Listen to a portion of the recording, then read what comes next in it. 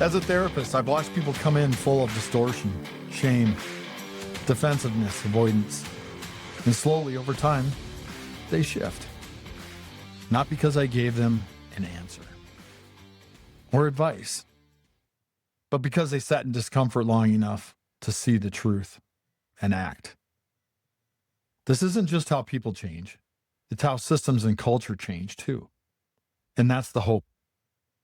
It's not fast, not shiny, but it's real. Welcome to the Slog Pod, where we stop treating symptoms and start confronting systems. People don't change because they're told to. They change when their story stops working, when they stop telling lies, when they identify poor outcomes, either to themselves or to others. And that's true for clients in therapy, and it's also true for our systems and our greater country as a whole. This is a good discussion for us today because on the topic of poor outcomes, I'm definitely having some in my life. And I think a lot of it has to do with everything that's happening in the big system. I'm thinking about what's happening in Los Angeles, the government's response to what started as peaceful protest. There's just so much going on that is concerning to me as far as what I'm seeing in the outcomes that our culture is having. And those are now directly impacting me and how I respond to little things in my own little bubble, in my own little system here. And I don't know what to do with it. Tough. I'm feeling the weight of all of it. I need to slog my way through this. It is tough. And I don't think that you're the only one going through it. I think that there's something with our culture currently that is really wrong. Unhealthy. Something's going on. Yeah. We've identified this before, and let's talk about it. Let's try to break it down. And hopefully, maybe if we can take this and put it through our therapeutic lens, maybe we can find some hope. Is that okay? Hope would be great, Ref. Any hope. I've sat across from people who couldn't see their role in the mess they were in as individuals until all of a sudden they could. It never came from me giving them an answer. It came from them asking the right question or questions. As we complain about our system and our culture, and we feel or are starting to see that there's something really wrong, that this parallels what happens to individuals. I've watched clients who've doubled down on bad decisions until the pain outweighed their denial. I've saw the power of naming a story out loud for the first time and what that does to a client when they understand that, when we start to engage in what could be happening. I've seen breakthroughs that take a long time before that light bulb comes on. There's plenty of resistance. And then suddenly they start to see what's going on. I feel like that is what could be happening with our culture. That we're in those earlier stages of knowing something's wrong. We know that there are poor outcomes.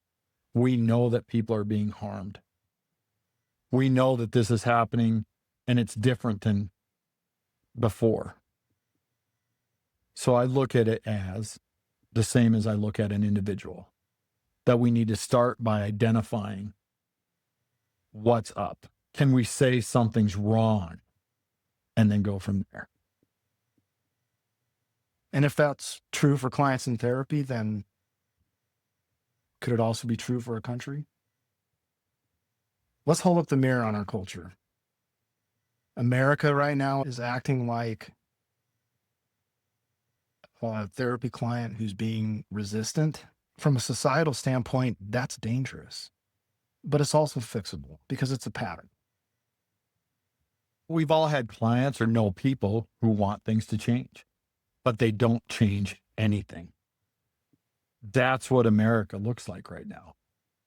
Let's assess our country like we would a defensive client who's stuck, who is unwilling to recognize the patterns, but needs to find that awareness. Looking at it as defensive client behavior, there seems to be one thing happening right off the bat. somewhat of a denial, right? And I think of things like, quote unquote, we're the greatest country in the world. I think that can be problematic, especially if it's not wholly true or it leads us to making decisions that aren't good. It's a very egotistical type of approach. And I don't know that there's a lot to support that. So it'd be like the client sitting down with you and clearly they're coming to you for something. Clearly. Clearly something's wrong, but they just say, oh, I'm fine. It's everyone else is the problem. It's something else.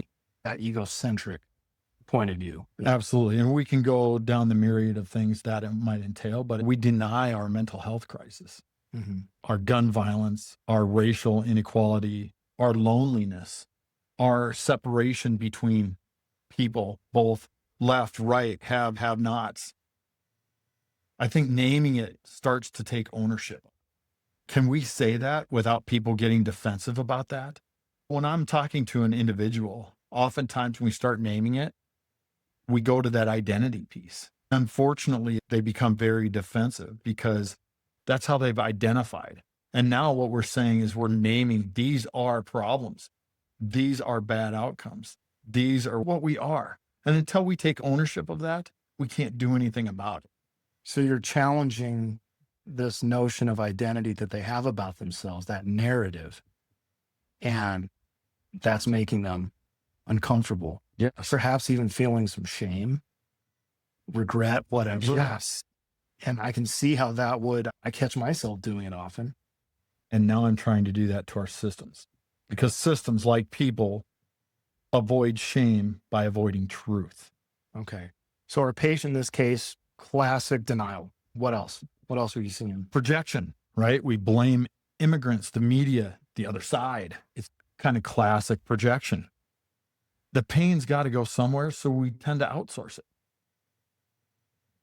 It's like the client who says their spouse is crazy while refusing to examine their own stuff, their own emotional shutdown. Our culture creates scapegoats instead of asking these hard questions. So can we start asking these hard questions? Yes, we definitely need. I don't think we're asking enough of the hard questions, if at all. And I also think we just expect that the answer must lie somewhere else. If the economy was doing better, or if so-and-so was in power versus so-and-so, that's a very outward facing thing. And just as you tell your client, it starts with you. It's inside you. That's where we need to do the work. Let's focus there because that's what the individual can control. So I think as a culture, maybe the same thing applies. How do you feel about being okay with me saying you're projecting? You as an individual, as well as you're part of that bigger system. Sure. Can we accept that? Maybe I should start saying we more often. Yeah, definitely we. Yeah. And it's a great question. Can we do that? I need to remind myself of that because I get defensive. And I think a lot of what we're discussing, denial and projection, classic defense mechanism. What else? Fight or flight. Look at cancel culture on one side, censorship and book bans on the other. We either overreact or shut down completely. We polarize our reactions and our ways of thinking. We're not in this dialogue. We're not finding that gray area. We're in a trauma response. That's what fight or flight is. It's running or freezing. That's not democracy. That's dysregulation. It's a mess. Can we be open to saying that our systemic, our cultural response right now is fight or flight, and that we're all run into one ends of the spectrum? When we can be coming together, when we can find the gray, where we can find that middle ground, balance. Yeah, it's hard to find balance when you're stuck between either fight or flight. There's nowhere to go other than, like you said, one end of the spectrum or the other. And you can imagine what that looks like. I'll run back to individual therapy and how I talk to people. And oftentimes when they go through a trauma, it's fight, flight, or freeze. I feel like that's our culture. And we're doing the same things. It's hard to watch and it's hard to name. So I'm glad we're naming it because I think that that's even a step in naming it. I also look at things like avoidance through performance. We talk about resilience, grit, but not the systemic burnout. Well, we're just like right now, I've been beating myself up saying, why aren't you able to handle these little micro stresses in your day to day? I'm gaslighting myself in a sense and saying, why aren't you stronger? Why aren't you more resilient?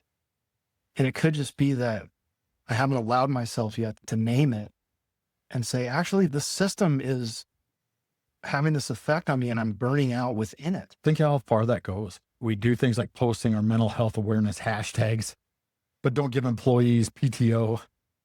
Or we individualize things by saying you as an individual are broken. You go get therapy You for fix yourself. and then come back Right. to a system that's broken, which is just going to break you again. You're not coming back with anything constructive or helpful at that point. You're just going right back into a system that's unhealthy, into a culture that's probably going to take you back to those places. We treat symptoms while protecting the deeper dysfunction. The symptoms are even individuals that we're treating rather than the systemic dysfunction. We perform health rather than practicing. Go through the motions like we're doing something. And I'm talking about our organizations, our corporations. I'm talking about our other systems, our families. You're the one broken. Those are symptoms. We need to identify the entire culture as being problematic. But avoidance is so much easier. Of course. Shortest point from A to B. Feeling this way, I don't want to feel that way, so I'm going to completely avoid even taking it on. Coping mechanism we always run to. I imagine a client coming in that you've given some homework to. They did all the homework, but then they show up to their appointment and they're not there. They're not emotional in that. That's a great point and a great example. I think that often happens. It's that coping mechanism. I think just like in therapy, nothing changes until we name it, and naming what's real. As we're talking about right now, I'm trying to do it without judgment, without spin, without shame. It's really tough to do. We're automatically going to feel that, and it's okay. That's part of the going through it. Right now, our country is in that fragile pre-contemplation stage. I think that's what we're talking about as you tell me something's wrong. I can feel it. I see it. I watch the news. I'm taking in information. I'm aware something's wrong, but I'm scared of what facing it might cost. Think about all of us. We recognize ourselves as American. This is our identity. Mm-hmm. That's quite a cost if we're thinking about changing it. Yeah. The American mantra, we're the best at everything. We're the leaders of the free world. We're up here. You're right. That would come with a cost if we had to see the ways we're not and discuss the ways. So I would argue if we come to that awareness, that's good. The sooner we come to that awareness, the better off we are. Because we can start working on it. Right. We can then get through it. I'm looking at mapping what that looks like to America today. We're a nation clinging to this toxic independence and punishing that interdependence. Part of that independence, I think, is our polarization. We're systems in denial. Individual, families, government, healthcare, education, corporations, organizations, you name it, our systems are in denial. Ultimately, all of that is this collective ego trying to avoid shame. So we project it outward. We're the country that says, I'm fine, while we've got a black eye and a busted lip. And then we'd even go as far as to punish people who suggest, hey, maybe you should go talk to a therapist, even as we're sitting there bleeding. And I can think of how many times we're doubling down on this system. We're doubling down on culture. We're trying to find that identity that we thought was healthy. And it may have been back in the 80s or 70s or 60s or 50s, whatever you want to say. At that time, that identity might have been healthy. But something's not working now. And maybe we're not recognizing that it didn't work for someone else back then either. I don't know. Either way, we're looking at right. So I think as we look at and I'm trying to give you hope. So I know that that's difficult, but I look at it like an individual. And that hope isn't fireworks. It doesn't just, hey, when somebody comes into my office, it's not, hey, this is the answer. It's not like that at all. It's incremental self-awareness. It's slow process.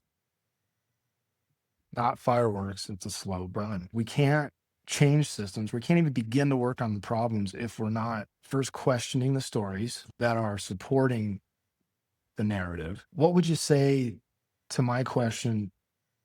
Can I alone do this? Is it going to take all of us doing this? Where's the balance there? It seems that trying to get 330 million people to wake up is asking a little much. When I'm in individual therapy with someone, we're not solving every problem. We're solving the problems we can solve. And it is incremental. So we don't need everyone to wake up. We just need enough people willing to go through this slog. We need enough people to engage, to say we're not that far apart. The left and the right, we're really not that far apart, but we have to say, this is unhealthy. This action, this behavior, this event is unhealthy, whether it be on the left or the right. We have to be willing to say that this is not healthy. I'm going to move towards the middle. Can we be courageous? But I don't know that we need everyone to wake up. We just need enough people willing to jump in that slog. To build traction, momentum. Yes. Toward that better outcome, that healthier existence that we share. Yeah. And I don't see it as any different from one person who can change a family or change their organization. A small group of people asking questions can shift a culture. I've watched it happen. I've been in groups where it happens slowly. One person understands it. A problem is put out there. We say, okay, there's a problem. At first, nobody gets it. Nobody's even willing to say it's a problem. And then suddenly you get one or two or three people to say, wait a minute, this is problematic. There is a poor outcome here. They start to say it. I've watched it happen. We can do it. I'll say this. I'm starting to feel that dose of vitamin hope that you just gave me. I'm starting to feel a kick in because I'm thinking about some conversations I've had recently with some folks, and they're seeing it too. They're naming it. They recognize that things are way off right now and we've got a lot of work to do. They just don't know what to do with it.